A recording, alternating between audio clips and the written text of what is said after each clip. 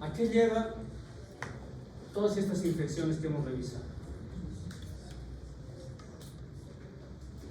Puede llevar a sepsis y a shock séptico.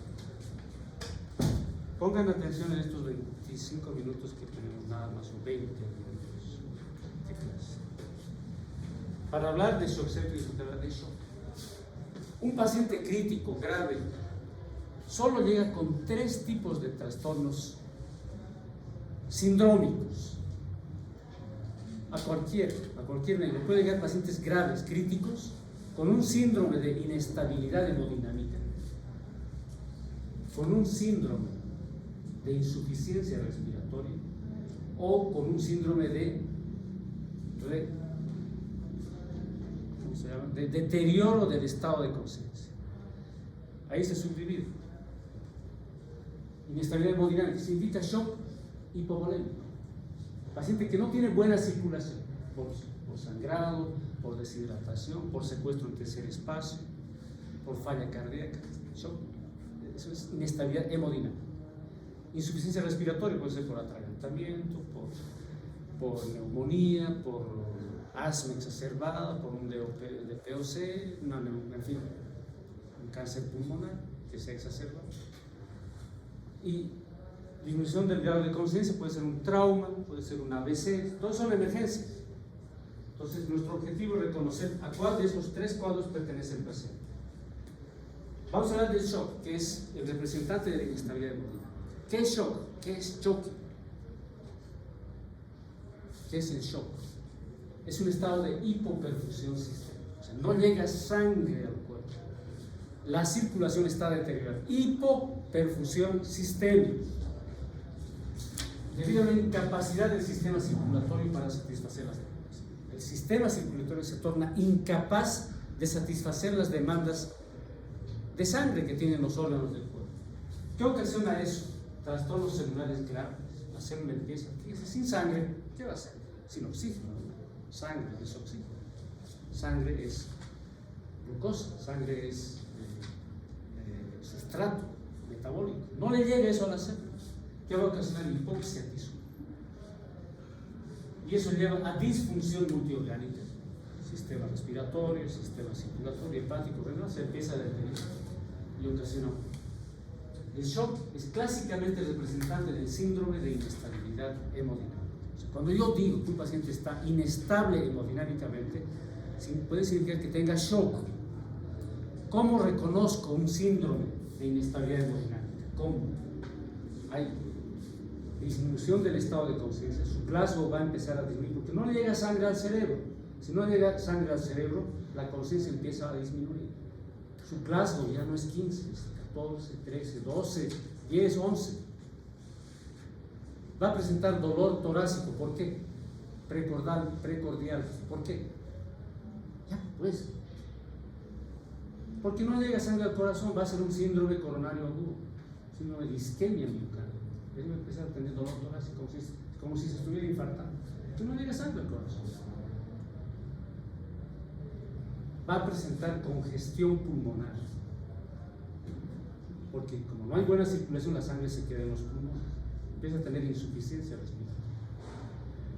Y finalmente, lo que es casi clásico, un paciente con síndrome de inestabilidad hemodinámica va a tener caída de la presión arterial, hipotensión arterial. De nuevo, ¿cómo se reconoce clínicamente a un paciente hemodinámicamente inestable?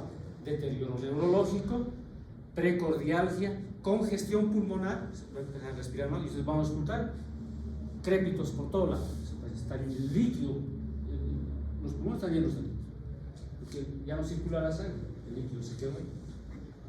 Y finalmente la presión va a caer. Vamos. Muchos confunden hipotensión arterial con shock, no es lo mismo.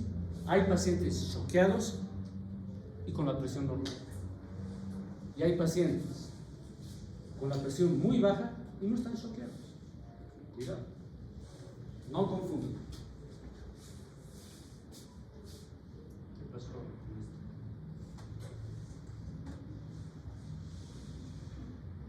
¿Qué es shock entonces? Es un estado de hipoperfusión sistémica debido a una falla del sistema circulatorio para satisfacer las demandas metabólicas del organismo, que se caracteriza por hipoxia tisular y grave daño celular. O sea, hipoxia tisular, que no llega oxígeno. Lo principal es el oxígeno. Puedes vivir hasta sin glucosa, pero se da modos, ¿no?, de fabricar glucosa, se pone genes, pero oxígeno. Hipoxia, daño celular que lleva a disfunción multiorgánica. Empiezan a funcionar varios, empiezan a disfunción de muchos órganos. Eso es shock. Y para estudiar eso tenemos que aprender. A ver, ¿qué es lo que garantiza la perfusión? Porque el problema en el shock está en la microcirculación.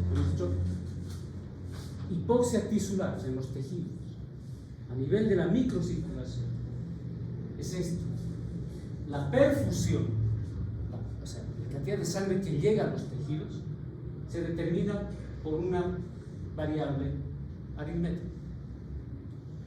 Débito cardíaco o gasto cardíaco por resistencia vascular sistémica. Aquí pongan atención, por favor, esto es clave.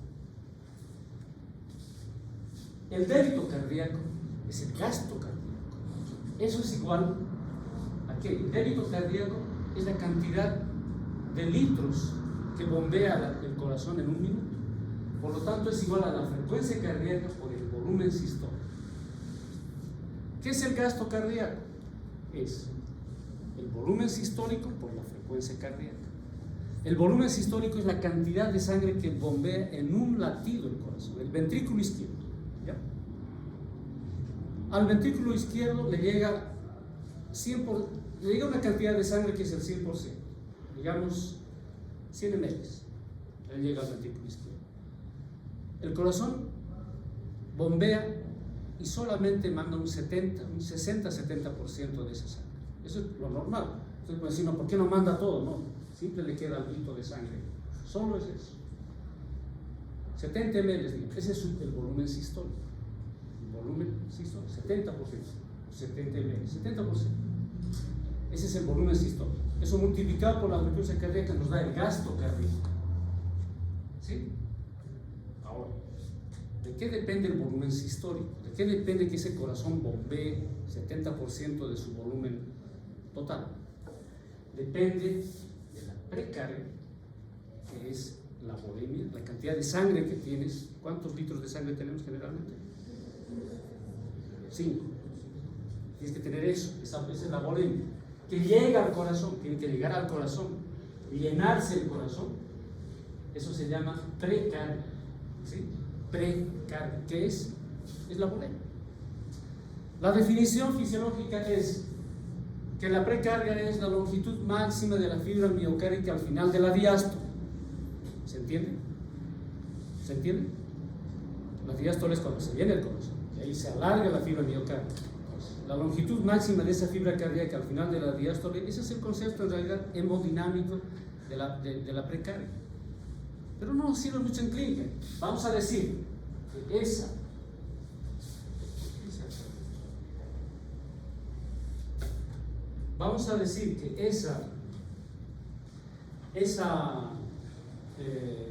el concepto es la volemia, esa es la precarga. ¿Qué es precarga? La volemia, lo que llega a la sangre. Ahora, llega sangre al corazón y ese corazón tiene que contraerse. Esa se llama propiedad inotrópica, o sea, la contractilidad de la fibra miocárdica va a determinar también que sea bombeada una cantidad de sangre, ¿sí o no? Tiene que haber buena contracción cardíaca. Un corazón enfermo no se va a contraer bien, ¿sí o no? Eso es la contractilidad miocárdica. Otro determinante de la contractilidad cardíaca para que sea expulsado 70% de sangre. Y finalmente, ese corazón va a contraerse bien para mandar 70% de su volumen, que es el volumen sistólico, si tiene resistencia periférica. Si tiene una resistencia que es central, que es la aorta inmediatamente, la aorta tiene su válvula, ¿no es cierto? Y el ventrículo tiene que tener una resistencia en la aorta, porque si no hay resistencia en la aorta, no se contrae el corazón. La sangre va a fluir pasivamente, no tiene por qué contraerse. Si se contrae es para vencer un obstáculo, y ese obstáculo es la aorta. Bueno, esa es la resistencia central. Pero hay una resistencia periférica que es más importante. es en los tejidos. Esa resistencia es esta, resistencia vascular sistémica, o índice de resistencia vascular periférica. Entonces, fíjense, la perfusión de los tejidos depende del gasto cardíaco por la resistencia vascular periférica. ¿Estamos? El gasto cardíaco es igual al volumen sistólico por la frecuencia cardíaca. El volumen sistólico está determinado por estas tres variables: precarga, contractilidad y poscarga. Poscarga es la resistencia. Listo. Débito cardíaco es eso. Y resistencia vascular es lo mismo que determinaba la contractilidad, lo mismo. Entonces, la perfusión o la presión arterial, ¿ya? Hablemos mejor de perfusión, determina esto de tal manera que hay una relación íntima. Cuando el débito cardíaco disminuye, ¿cómo puede disminuir? Ya sabemos mediante esto, o disminuye la volemia. Si no tengo sangre, va a disminuir el gasto cardíaco porque no hay volumen sistólico, ¿sí o no? ¿Sí? ¿Estamos de acuerdo? O porque ese corazón ya no se contrae bien. Un corazón enfermo, insuficiente, ahí se llama insuficiencia cardíaca. Están haciendo cardiología, ¿no? ¿Ya han estudiado insuficiencia cardíaca? ¿Ya han estudiado? Hay insuficiencia cardíaca con fracción de eyección disminuida o fracción conservada. No hablemos de eso. Un corazón enfermo no se controla. Y la poscardia igual. Ahora, la resistencia es esta. Si el débito cardíaco baja, fíjense, hay una relación aquí. Cuando el débito cardíaco baja por alguna razón, tiene que haber una compensación. ¿Qué va a aumentar? La resistencia vascular sistémica. O sea, cuando el débito cardíaco disminuye, aumenta la resistencia vascular. Al contrario, cuando la resistencia vascular disminuye, aumenta el débito cardíaco. Por eso es que hay shocks con aumento del débito cardíaco. Está choqueado, pero su corazón está mandando más sangre. Esto va a determinar la clasificación del shock. Esta relación de débito cardíaco por resistencia vascular va a determinar los tipos de shock. En los choques hipodinámicos, así se llaman, hipodinámicos, el débito cardíaco baja. Cuando baja el gasto cardíaco se llama shock hipodinámico. ¿Cuáles son esos? El shock hipovolémico, cuando baja volumen. ¿Te has desangrado o te has deshidratado? La cosa es que no hay volumen. Estás con 2.000, 3.000 de sangre. Ha bajado, te va a hacer un shock hipovolémico, shock hipodinámico, porque el gasto cardíaco va a disminuir. O es un shock cardiogénico. No se contrae. Corazón insuficiente, o generalmente es el infarto agudo de miocardio. ¿Por qué se muere en el infarto de miocardio? Uno, porque el corazón ya no late, el débito cardíaco cae agudamente. Un shock hipodinámico. Y finalmente el shock obstructivo. Ahí es cuando hay una obstrucción a la contracción y a la dilatación del corazón. El ejemplo típico es el tromboembolismo pulmonar. Es un trombo en la arteria pulmonar. En la sístole quiere mandar sangre al ventrículo derecho y no puede porque hay un trombo ahí grandote. Está obstruido. ¿Sí o no? Todos esos tres tipos de shock, hipovolémico, obstructivo, cardiogénico, son shock hipodinámicos, por lo tanto el gasto cardíaco baja, pero la resistencia va a estar aumentando, la resistencia vascular sistémica. ¿Y saben cómo se puede detectar clínicamente que ha aumentado la resistencia vascular? Ojeando la presión arterial diastólica. Si antes ese paciente estaba con 80-40, estaba hipotenso, porque estaba choqueado, va a empezar a aumentar su presión arterial diastólica, ya va a ser 80-50, 80-60, 80-70. ¿Por qué está aumentando la diastólica? Porque está aumentando la resistencia vascular sistémica. O sea, la resistencia vascular sistémica está representada por la resistencia vascular periférica.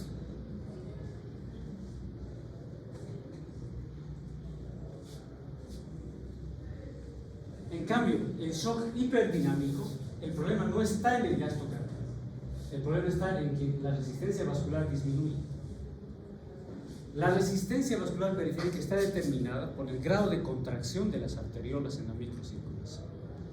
Eso tiene que ver con el tono del músculo, con la inervación simpática, que mantiene un tono. Cuando eso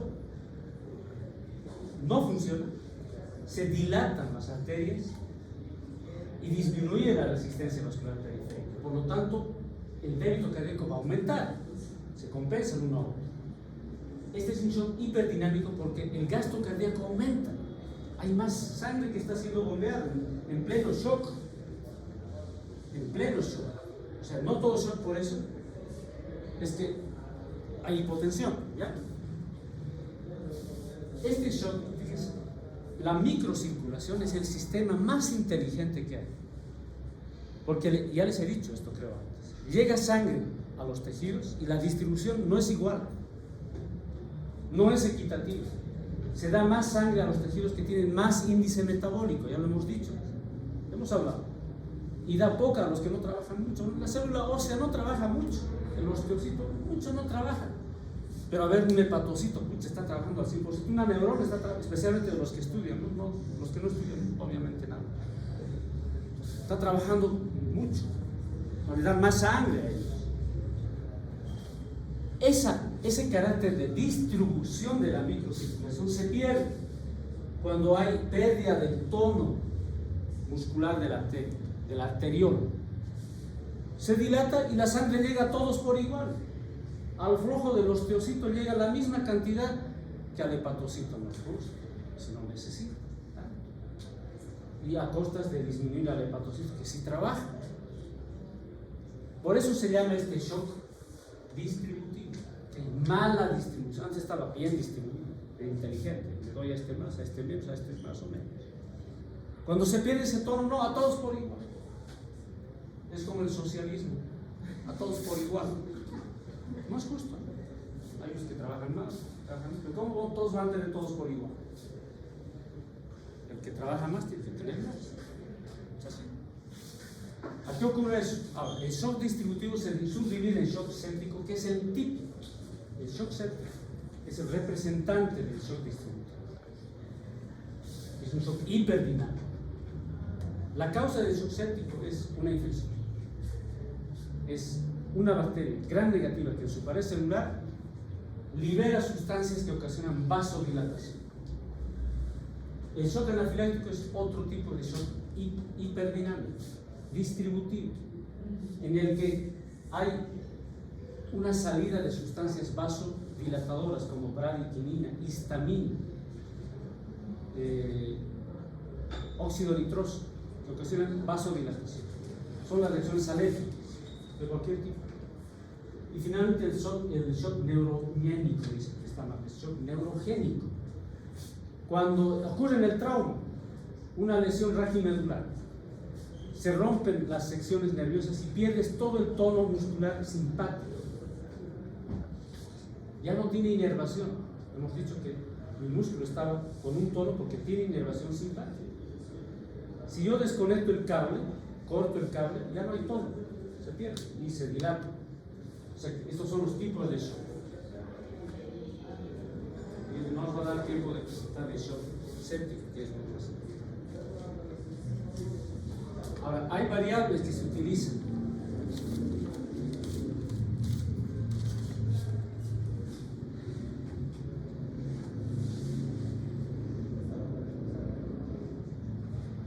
¿Cómo yo sé de esta expresión? Por la monitorización hemodinámica. Para eso, lo primero que hace, por ejemplo, el intensivista es canalizar una arteria radial, generalmente. Pongo una aguja y conecto a un sensor. Eso me va a registrar la presión arterial media. La presión arterial detectada por el tensiómetro que ustedes manejan no es muy exacta. Es bueno, pero hay una presión que te refleja con mayor fidelidad la presión de perfusión. a los tejidos, que es la presión arterial media. La presión arterial media es igual a 2 veces la presión arterial diastólica más la presión arterial sistólica sobre el pecho. Si hacen ustedes eso con tu tensión, vas a sacar la presión arterial diastólica, lo multiplicas 2 veces, le sumas la presión arterial sistólica y todo eso divides por 3, te sale la presión arterial media. Esa presión arterial media es la que más fielmente representa el grado de perfusión. Y es la que el intensivista va a monitorear. Esto va a mejorar cuando sus acciones tienen buen resultado, le va a dar vasoactivos, le va a dar líquidos, etc. Y tiene que aumentar esta presión arterial. Ya no maneja la presión arterial sistólica y diastólica, sino la presión arterial media. ¿Ya? Esto se detecta con esta fórmula o directamente con el registrando en la arteria. Ellos lo hacen directamente en la arteria. Ahora, ¿cómo se monitoriza al paciente?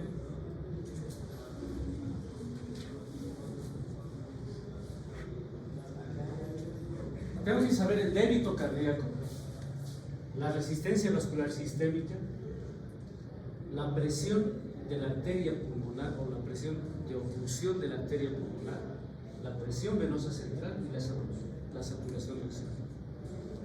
Esto que parece chico no es tanto así. ¿Ya?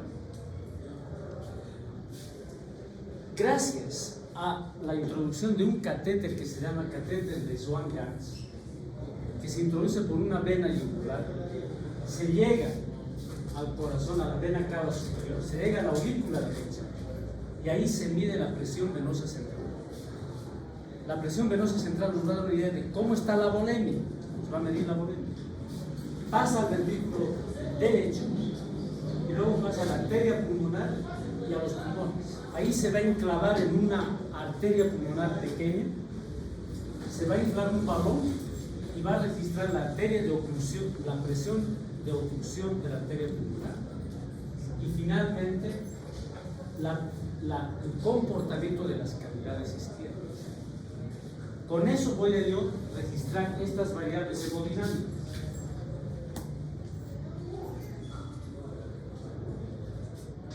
Estas. Voy a saber el débito cardíaco, es el cálculo matemático, resistencia con gasto cardíaco. Resistencia vascular sistémica, la presión de la arteria pulmonar ahí ocluida, la presión venosa central y la saturación de oxígeno.